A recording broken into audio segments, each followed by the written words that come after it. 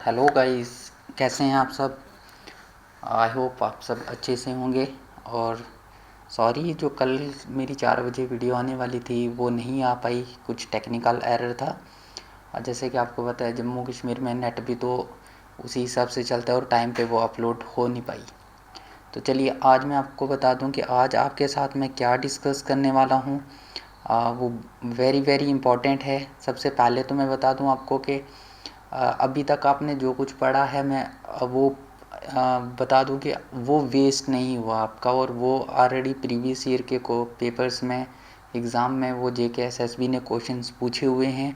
और वो आज जो मैं टॉपिक डिस्कस करूँगा, एक तो हमारे पास है रैम क्या होती है, रोम क्या होती है, जो आपके लैपटॉप मोबाइल फ़ोन्स में यूज़ होती है।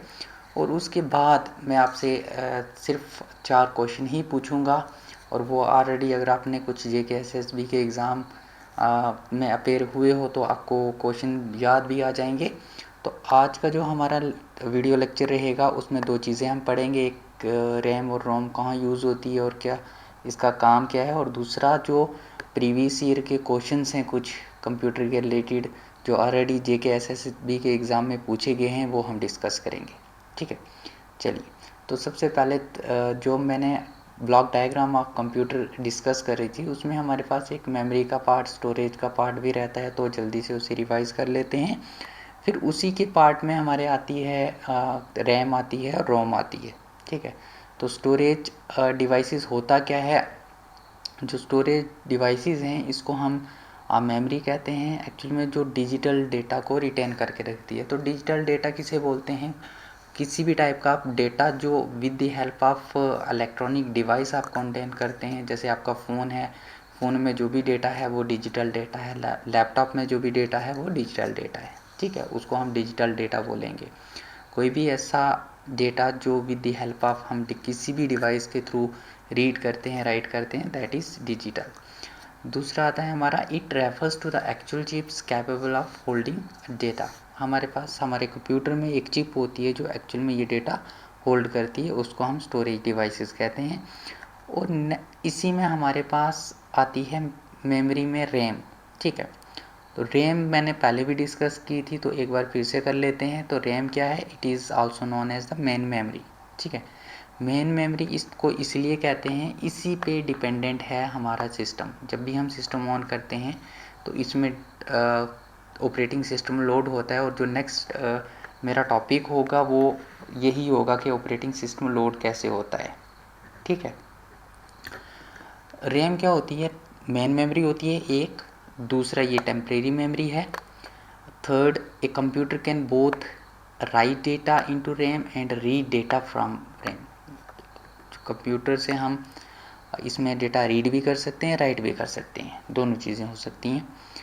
Next, every time, in short बता देता हूँ, जब भी हम कंप्यूटर स्टार्ट करते हैं तो जो ऑपरेटिंग सिस्टम की कुछ इंस्ट्रक्शंस हैं वो रैम में जाके कॉपी होती हैं, उसके बाद ही हमारा कंप्यूटर चलता है। अगर वो इंस्ट्रक्शंस अपलोड रैम में नहीं होंगी, लोड नहीं होंगी, उसमें कुछ एरर आएगा तो वो फेल हो जाएगा, फिर हमारा जो कंप्यूटर है या फिर हमारा मोबाइल है वो नहीं चलेगा। ठीक है, as soon as the power is off, sorry ये इफ़ है, इज़ है ये, as soon as the power is off whatever the data is present in the RAM will disappear. जैसे ही, और आपको पहले भी मैंने बताया था कि जो रैम में डेटा तब तक रहता है, मेन मेमोरी में डेटा तब तक रहता है, प्राइमरी मेमोरी में डेटा तब तक रहता है जब तक सिस्टम ऑन है। जैसे ही सिस्टम ऑफ हो जाता है तो डेटा डिलीट हो जाता है। ठीक है, आपका फ़ोन है तो आप फ़ोन में कुछ टेम्परेरी फाइल्स होती हैं, जैसे ही आप फ़ोन ऑफ करते हो तो वो टेम्परेरी फाइल्स डिलीट हो जाती हैं। चलिए नेक्स्ट, नेक्स्ट आता है हमारा read only memory. Read only memory ये था हमारा रैंडम एक्सेस मेमोरी। तो रैंडम एक्सेस मेमोरी को आप याद रखें, ये इससे हम रीड भी कर सकते हैं और राइट भी कर सकते हैं। तो एग्ज़ाम में कभी ऐसा क्वेश्चन भी आ सकता है, ऐसी मेमोरी बताओ जिसमें हम डेटा रीड भी कर सकते हैं या राइट भी कर सकते हैं। ठीक है, नेक्स्ट आता है रीड ओनली। रीड ओनली का मतलब होता है भाई सीधा हम सिर्फ रीड कर सकते हैं, राइट नहीं कर सकते। इसमें कुछ क्या करना है, सिर्फ रीड कर सकते हैं। आपके पास जो कुछ भी होगा उसमें सिर्फ हम रीड कर पाएंगे, राइट नहीं कर पाते। तो ये क्या है, it is permanent memory of computer, ये परमानेंट होती है। बट ये जो रैम है, रोम है, इसमें जो डेटा राइट होता है वो कौन करता है, वो मैन्युफैक्चरर करता है। जो भी रोम को मैन्युफैक्चर करेगा वही इसमें डेटा राइट करेगा, ठीक है। It only permit the user to read data. जैसे ही इसके नाम से ही पता चल गया कि ये रीड ओनली है, तो ये सिर्फ यूज़र को अलो करती है कि भाई आप सिर्फ रीड करो, इसमें राइट कुछ नहीं कर सकते, ठीक है। Next, computer always contain a small amount of ROM that holds instruction for starting up the computer। Computer में हमेशा आपके पास रोम होती है और जो इंस्ट्रक्शंस होल्ड करती है, और कौन सी इंस्ट्रक्शंस होल्ड करती है, वो वाली इंस्ट्रक्शंस होल्ड करती है रोम, जिससे कंप्यूटर को हेल्प मिलती है और कंप्यूटर जो है वो स्टार्ट हो पाता है। हमारे पास दो टाइप की मेमोरी है, देखो, एक तो हमारे पास परमानेंट है जिसमें आती है हमारी हार्ड डिस्क, ठीक है। इस हार्ड डिस्क में हमारा सारा ऑपरेटिंग सिस्टम लोड होता है। और रोम क्या कंटेन करता है, रोम ये कंटेन करता है कि ऑपरेटिंग सिस्टम कहाँ से मिलेगा और उसको लोड कहाँ पे करना है, ठीक है।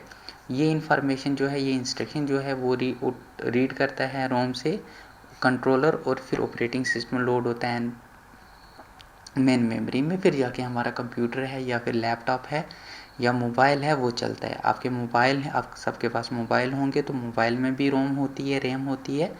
और दूसरा हमारा लैपटॉप है, कंप्यूटर है, तो उसमें तो होती ही है, ठीक है। तो चाहे मोबाइल है चाहे लैपटॉप है, ये जितनी भी डिवाइसेस हैं, इनमें रोम जो है वो टेम्परेरी परमानेंट मेमोरी होती है और इंस्ट्रक्शंस कंटेन करती है, ठीक है। चलिए नेक्स्ट अब चलते हैं, कुछ प्रीवियस ईयर के क्वेश्चंस हैं जो ऑलरेडी JKSSB के एग्ज़ाम में पूछे गए हैं।